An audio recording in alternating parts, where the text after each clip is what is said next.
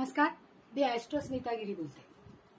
आज आपण दिवाळीतल्या नरक चतुर्दशीची माहिती पाहणार आहोत। नरक चतुर्दशी ही चतुर्दशीला येणारी म्हणजे त्रयोदशी झाल्यानंतर चतुर्दशी येते आणि त्या चतुर्दशीला नरक चतुर्दशी असं म्हणतात। कारण द्वापार युगामध्ये श्रीकृष्णाने नरकासूर नावाच्या राक्षसाचा वध केला होता।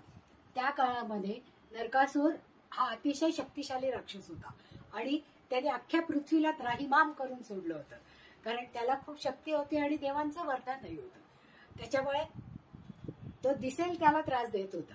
मग अशा वेळेस जेव्हा पापाचा घडा पूर्ण भरतो त्यावेळेस त्यातून सुटका होण्यासाठी परमेश्वर अवतार घेतो। त्याप्रमाणे श्रीकृष्णाने त्या द्वापार युगात अवतार घेतलेला होता आणि त्या नरकासुराचा त्यांनी घनघोर युद्ध करून वध केला आणि रात्रभर ते युद्ध चालू होतं आणि ब्रह्ममुहूर्तावर ते युद्ध संपलं आणि त्याच्यानंतर पृथ्वीवर आनंदी आनंद झाला। कारण त्यांनी जितक्या लोकांना कैदेत टाकलं होतं, जितक्या लोकांना त्रास दिला होता, त्या सगळ्यांची सुटका श्रीकृष्णाने एका झटक्यात केली आणि त्याच्यामुळे सगळीकडे आनंदी आनंद झाला आणि सगळेजण जागे होते। मग तेव्हापासून ब्रह्ममुहूर्तावर स्नान करण्याची पद्धत सुरू झाली पहा। कारण नरकासूर गेल्याचा आनंद हा सगळ्या पृथ्वीलाच झालेला होता। मग तो आनंद साजरा करण्यासाठी, कारण दिवाळीमध्ये थंडी असते पहा, मग थंडीमध्ये तेलाने अभ्यंग स्नान करून त्याच्यावर उटणं लावून, सुगंधी उटणं की जे औषधी असतं अशा उटण्याने स्नान करून पुरुषांचं त्यावेळेस औक्षण केलं जातं।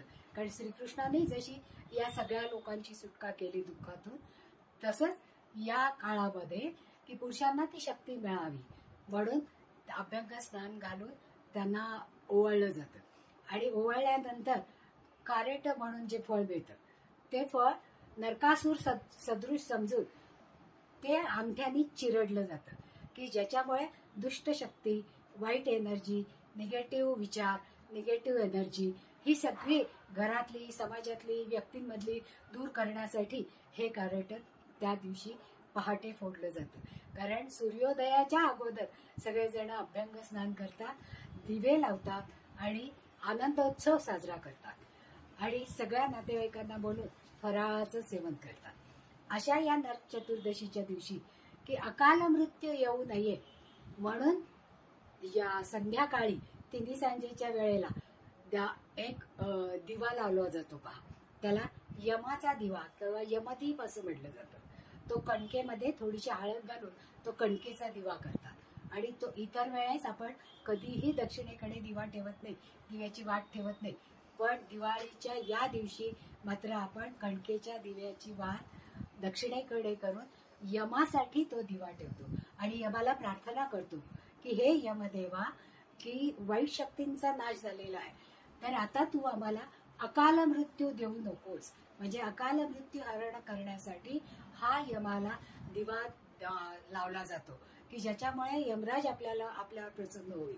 आणि अकाल मृत्यू म्हणजे वयाच्या अगोदरचा मृत्यू, ऍक्सिडेंटनी मृत्यू, घातपाताने मृत्यू किंवा काहीतरी वाईट आजाराने मृत्यू किंवा दीर्घकाळ बेडवर राहून मग आलेला मृत्यू, अशासारखे मृत्यू आपल्याला नको असतात। मृत्यू अटळ आहे, पण तो येताना शांततेने आणि समाधानाने यावा ही प्रत्येकच व्यक्तीची इच्छा असते पहा।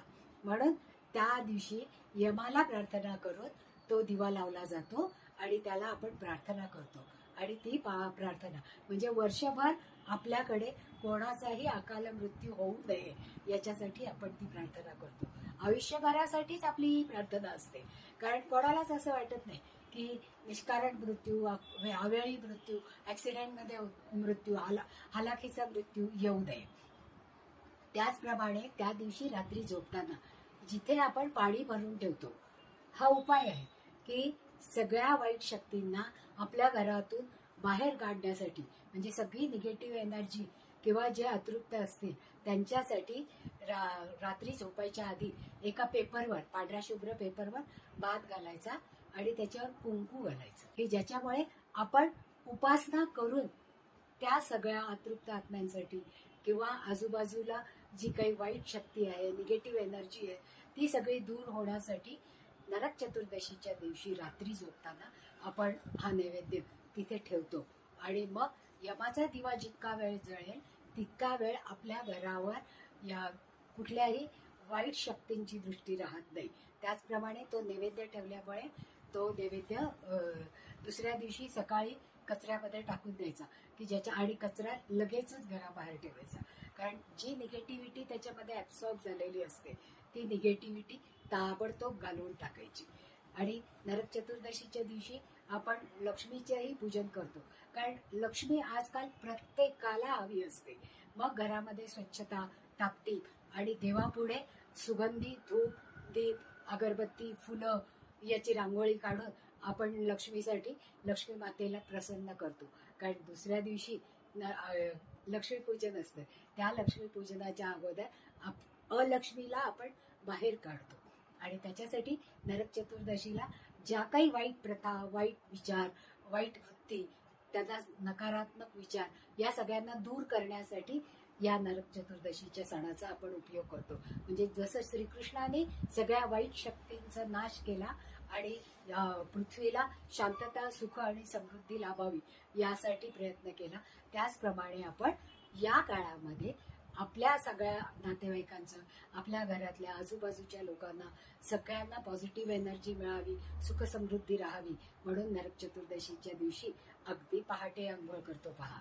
आणि जेव्हा अभ्यंग स्नान करतो त्यावेळेस विविध तेलांनी मसाज करतो. त्या तेलांनी मसाज केल्यामुळे थकवा दूर होतो, चिंता दूर होतात, त्याचप्रमाणे मसल्स चांगले बलवान होतात आणि जी डेड स्किन असते ती सगळी निघून जाते. म्हणून या अभ्यंग स्नानाला दिवाळीमध्ये अत्यंत महत्त्व आहे की ज्याच्यामुळे आयुर्वेदाची सगळी रसायनं आपल्या शरीरामध्ये ॲब्सॉर्ब केली जातात आणि आपल्या त्वचेला उजाळी आणि झळाळी येते आणि त्याचप्रमाणे स्नायूही बळकट राहतात. आपले सण हे प्रत्येक शास्त्राला धरूनच आपल्या ऋषीमुनींनी सांगितलेले आहेत. त्याप्रमाणे आपण ही परंपरा सतत पुढे चालू ठेवतो. आवडलं असेल तर लाईक करा, सबस्क्राईबही करा आणि तुमच्या मित्रमैत्रिणींना या गोष्टींची माहिती व्हावी असं वाटत असेल तर शेअरही करा. आणि जर काही शंका याच्याबद्दल तुम्हाला असतील तर खाली दिलेल्या फोनवर तुम्ही मेसेज टाकू शकता, फोन करू शकता आणि तुमच्या ज्या काही शंका आहे त्याचं निरसन केलं जाईल. धन्यवाद.